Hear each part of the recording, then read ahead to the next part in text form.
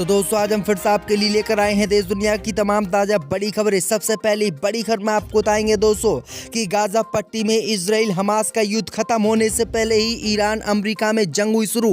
America ने Iran की सेना पर की एयर स्ट्राइक, तो भड़के ईरान ने अमेरिका से बदला लेने का किया ऐलान। पूरी दुनिया में फिर से मचेगी तबाही, अमेरिका ईरान में जंग हुई शुरू।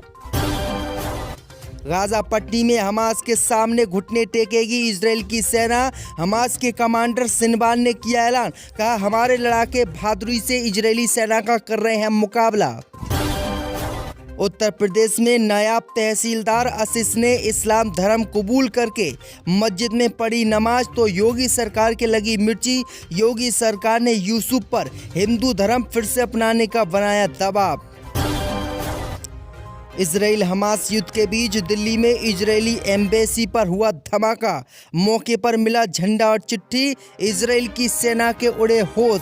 तो दोस्तों सभी खबरों को आपको एक एक कर बताने वाले हैं। वीडियो को लाइक कर चैनल को सब्सक्राइब कर दें। इसी बीच पर तो दोस्तों अगली खबर की ओर, तो गाजा पट्टी में जंग खत्म होने से पहले ही ईरान और अमेरिका में जंग हुई शुरू। पूरी दुनिया में मचेगी तबाही। जब दोस्तों आपको बता दें कि गाजा पट्टी में इजराइल और हमास के बीच अभी जंग खत्म नहीं हुई है। इससे पहले ही दो और देशों में जंग शुरू हो गई है, जिससे पूरी दुनिया में तबाही मच सकती है। खबर सामने निकल कर आई दोस्तों कि गाजा पट्टी में अभी युद्ध भी खत्म नहीं हुआ है कि अमेरिका और ईरान में जंग शुरू हो गई है, जिससे पूरी दुनिया में तबाही आ सकती है। खबर सामने निकल कर आई दोस्तों कि गाजा पट्टी में जंग के बीच अमेरिका ने ईरान पर एयर स्ट्राइक कर दी है। इस एयर स्ट्राइक में ईरान के कई आर्मी के जवान मारे गए हैं। वहीं आपको बता दें कि हमला अमेरिका की सेना ने इराक में मौजूद ईरान की सेना पर किया है।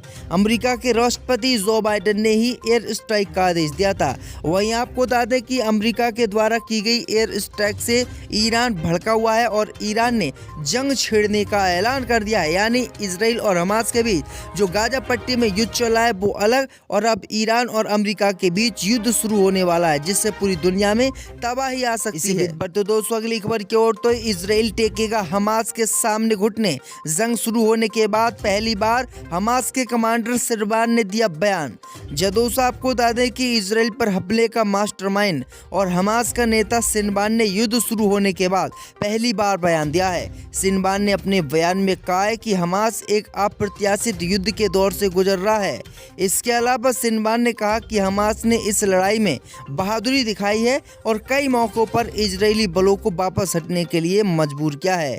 सिनवान ने अपने बयान में कहा कि हमास एक भयंकर युद्ध लड़ रहा है। इजरायली सेना गाजा को अपने नियंत्रण के लेने के प्रयास में है। सिनवान ने कहा कि हमास ने इजरायल नेता को खास नुकसान पहुंचाया है। उसने दावा किया है कि हमास के लड़ाकों ने इजरायली सेना के हजारों से ज़्यादा सैनिकों को मारा है और बताया है कि इजरायली सेना के गाजा पट्टी में 156 से ज़्यादा टैंकों को तबाह किया है। यानी आपको बता दें कि हजारों की संख्या में इजरायल के सैनिक गाजा पट्टी में मारे गए हैं और 156 इजरायल के टैंकों को तबाह कर दिया गया है।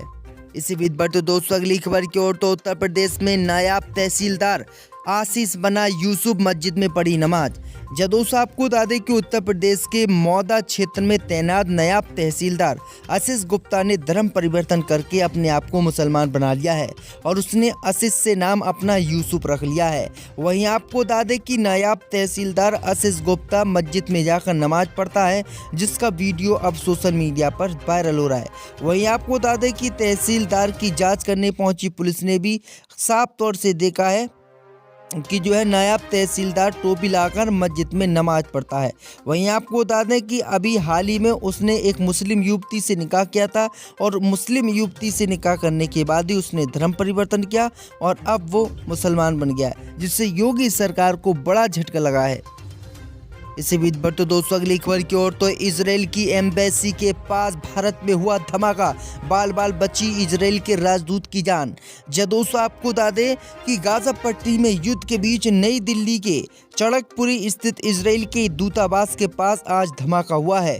वहीं आपको बता दें कि दिल्ली पुलिस समेत सभी केंद्रीय एजेंसियों की नींद उड़ गई है और इजराइल का जो राजदूत दिल्ली में रहता था वो बाल बाल बचा है। वहीं आपको बता दें कि इजरायली एम्बेसी के पास जो धमाका हुआ है, उस धमाके के पास से एक चिट्ठी मिली है जिसमें एक झंडा भी हैगा। वहीं आपको बता दें दोस्तों धमाके के बाद सुरक्षा एजेंसियां अलर्ट हो गई हैं। दरअसल आपको बताते हैं कि इससे पहले जो है कई बार इजराइल की एम्बेसियों पर हमला हुआ है। तो ये बड़ी अपडेट आई दोस्तों कि इजराइल के राजदूतों को इजराइल और हमास की जंग के बीच बड़ा खतरा। चलिए जानते हैं देश और दुनिया की 10 बड़ी और महत्वपूर्ण खबरों को विस्तार से। अगर आपने अभी तक इस वीडियो को लाइक नहीं किया है तो अभी लाइक कर दीजिए और चैनल को सब्सक्राइब कर दीजिए। तो चलिए बढ़ते हैं अपनी पहली और बहुत ही महत्वपूर्ण खबर की ओर। फिर खतरनाक हुआ हमास, इजराइल पर पलटवार, गाजा से दागे 30 रॉकेट, स्कूल भी आया निशाने पर।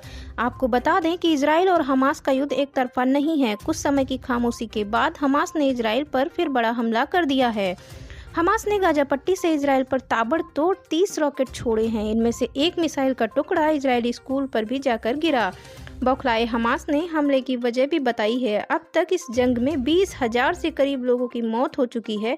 वहीं हमास इस जंग में अब तक इजराइल पर 12,000 से ज्यादा मिसाइलें दाग चुका है।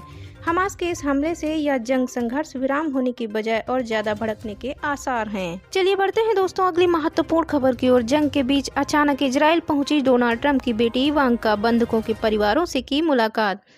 आपको बता दें कि हमास के साथ जारी जंग के बीच अमेरिका के पूर्व राष्ट्रपति डोनाल्ड ट्रंप की बेटी इवांका ट्रंप अपने पति जेरेड कुशनर के साथ इजराइल पहुंची हैं, जहां उन्होंने 7 अक्टूबर के हमलों से प्रभावित लोगों से मुलाकात की है। जानकारी के अनुसार इवांका और उसके पति गुरुवार यानी कि 21 दिसंबर को इजराइल में थे। इस दौरान इवांका ने गाजा पट्टी के पास किब्बुत्ज शहर का दौरा किया। हमास ने 7 अक्टूबर को किब्बुत्ज शहर पर हमला किया था, जिसमें सैकड़ों लोगों की मौत हुई थी। इवांका ट्रंप के पति जेरेड कुशनर ने सोशल मीडिया प्लेटफॉर्म एक्स पर एक पोस्ट अपने इजराइल पहुंचने की जानकारी दी है। चलिए बढ़ते हैं अपनी अगली और महत्वपूर्ण खबर की ओर। 4 महीने बाद भारत लौटी अंजू ने बेटे से की मुलाकात, प्रेमी नसरुल्लाह की बड़ी मुसीबतें। खबर निकलकर सामने आई है कि 4 महीने पहले भारत से पाकिस्तान जाने पर चर्चा में आई अंजू की आखिरकार अपने बेटे से मुलाकात हो ही गई। भिवाड़ी की अंजू ने अपने 2 बच्चों और पति को छोड़कर नसरुल्लाह से मिलने इस साल जुलाई पाकिस्तान चली गई थी। पाकिस्तान जाने के बाद अंजू ने अपने बच्चों से मिलने की इच्छा जताई थी और कहा था कि उसे अपने बच्चों की याद आ रही है। बता दें कि अंजू ने पाकिस्तान में 4 महीने से ज्यादा का समय गुजारा है, जिसके बाद वह 29 नवंबर को भारत लौटी। भारत आने के बाद उसने अपने बच्चों से मिलने की इच्छा जताई थी और अपने पति से बच्चों का मुंह दिखाने की बात भी कही थी, लेकिन 20 दिन तक अंजू बच्चों से मिलने में कामयाब नहीं हो पाई। लेकिन आखिरकार उसकी अपने बेटे एरोन से मुलाकात हो ही गई। मिली जानकारी के अनुसार उसने बताया है कि वह अपने बेटे एरोन से मिली और वह उससे मिलकर बेहद खुश हुई। चलिए बढ़ते हैं दोस्तों अपनी अगली खबर की ओर। ईडी ने सीएम अरविंद केजरीवाल को फिर भेजा समन। दिल्ली आबकारी नीति से जुड़ा है मामला। दरअसल दिल्ली शराब नीति से जुड़े मनी लॉन्ड्रिंग मामले में मुख्यमंत्री अरविंद केजरीवाल को फिर से ईडी ने शुक्रवार यानी 22 दिसंबर को समन भेजा। ईडी ने केजरीवाल को भेजे तीसरे समन में सवाल जवाब करने के लिए 3 जनवरी को बुलाया है। ईडी ने इससे पहले सोमवार यानी 18 दिसंबर को सीएम केजरीवाल को दूसरा समन जारी किया था और कहा था कि 21 दिसंबर को पूछताछ के लिए पेश हों। इस समन को आम आदमी पार्टी के राष्ट्रीय संयोजक केजरीवाल ने राजनीति से प्रेरित करार दिया। ईडी ने ये समन ऐसे समय में जारी किया था जब वो 20 दिसंबर को विपश्यना के लिए रवाना होने वाले थे। इससे पहले केंद्रीय एजेंसी ईडी ने केजरीवाल को 2 नवंबर को समन भेजा था, लेकिन नोटिस को गैर कानूनी और राजनीति से प्रेरित बताते हुए पूछताछ में शामिल नहीं हुए थे। इसी के साथ बढ़ते हैं अगली और महत्वपूर्ण खबर की ओर। संजय सिंह को लगा बड़ा झटका, कोर्ट ने जमानत देने से किया इनकार। दरअसल आम आदमी पार्टी के राज्यसभा सांसद संजय सिंह को कोर्ट से बड़ा झटका लगा है। अदालत ने उन्हें जमानत देने से भी इनकार कर दिया है। मनीष सिसोदिया के बाद अब संजय सिंह को भी जमानत नहीं मिली। इससे पहले दिल्ली हाई कोर्ट ने संजय सिंह की गिरफ्तारी और ईडी रिमांड को चुनौती देने वाली याचिका भी खारिज कर दी थी। इसी के साथ बढ़ते हैं दोस्तों अगली और बहुत ही महत्वपूर्ण खबर की ओर। 370 हटाने का जश्न मना रही बीजेपी, कौन करेगा जवानों की रक्षा? पुंछ आतंकी हमले पर संजय राउत ने मोदी सरकार से पूछा सवाल। खबर निकलकर सामने आई है कि जम्मू कश्मीर के राजौरी में हुए आतंकी हमले में सेना के 4 जवान शहीद हो गए हैं। आतंकियों ने सेना की 2 गाड़ियों को निशाना बनाया है। हमले में 2 जवान घायल भी हुए हैं। आतंकी हमले के बाद सुरक्षा बलों ने पूरे इलाके को घेर लिया है। आतंकियों की तलाश जारी है। इस आतंकी हमले को लेकर संजय राउत ने मोदी सरकार से सवाल भी पूछा है। जम्मू कश्मीर में हुए आतंकी हमले पर शिवसेना सांसद राउत ने कहा है कि ये बहुत गंभीर विषय है। यहाँ संसद में लोग घुसकर हमला करते हैं, उन्हें उसकी खबर नहीं है। वहीं कश्मीर में आतंकी घुसकर हमारे जवानों पर भी हमला करते हैं, उन्हें उसकी भी खबर नहीं है। कल का हमला पुलवामा हमले की पुनरावृत्ति भी हो सकता है। 370 हटाने का जश्न मना रहे जवानों की रक्षा कौन करेगा?